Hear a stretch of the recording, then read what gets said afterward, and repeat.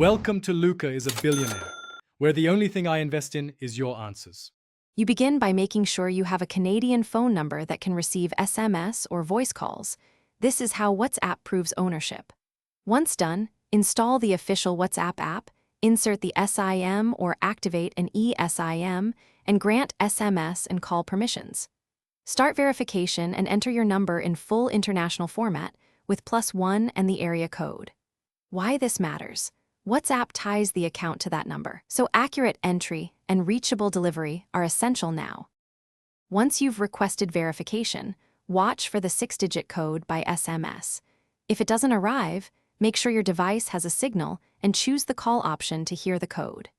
Make sure the Canadian SIM remains active if you're on a dual SIM phone or temporarily using another device. After entering the code, allow WhatsApp to restore any available backups and set your profile name and photo. This ensures your chat history and identity follow the verified number automatically. You finish by enabling 2-step verification and choosing a PIN so your Canadian number stays secure. Then link WhatsApp desktop using the QR scanner to work on a computer.